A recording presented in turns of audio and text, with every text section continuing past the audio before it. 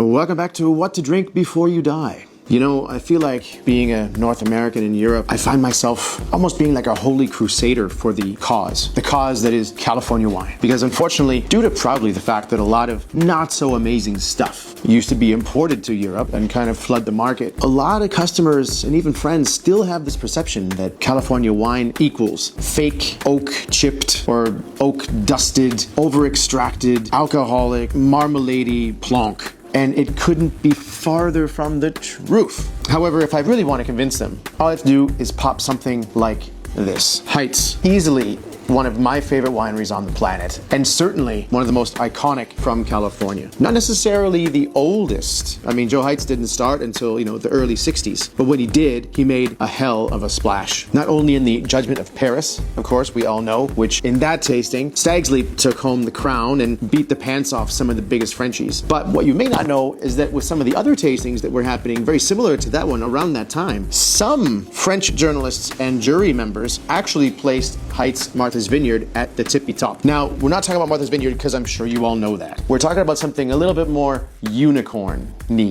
One being Bella Oaks. Maybe you've had a Bella Oaks, but the problem is it's not produced anymore. They lost the contracts in 2007. So if you ever get the chance to drink a Bella Oaks, you absolutely should. Now, this one I had the very good fortune of having at the bar, 1978. And this is nutso. If you look on the label here, number 2 of 4 from the 6 liter. I mean, 4 produced.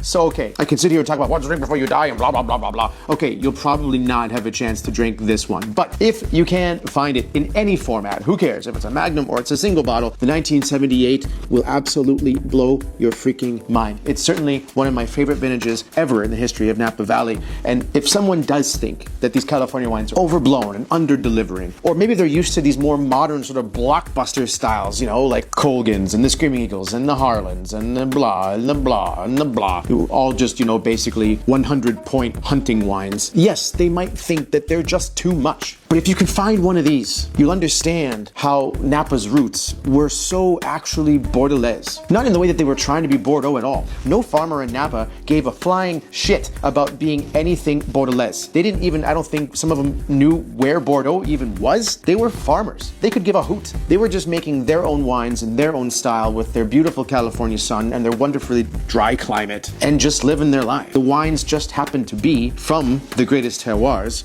better than most Bordeaux without even giving it a thought. And that's what makes it so much more charming and authentic. And when you taste these things, yes, they are rustic. They're not polished. They're not slick. They're not hunting points. They're not chock full of ultra purple for the color and haven't been through the osmosis machine 3 times to concentrate and reconcentrate and reconcentrate them. They're not cooked. They're not produced. They're completely authentic. And in that, they're so clear and so pristine and so beautiful, even if they might be a little rough around the edges. And just as a little added bonus here to make this even more unicorny, what I have in front of me is maybe even one of the most sought after wines in Napa of all time. It's the Fay Vineyard of Heitz, because they only made it for about 4 years. Of course, Fay was selling most of their fruit to, as we all know, Stag's Leap. But there was a brief time between the mid-70s and the end of the 70s when Joe Heitz actually was making a Fay. This one's in 1975. And while it may not be the greatest wine that Heitz ever produced or produces, it's really cool. So just to make y'all jealous, let's give it a shot.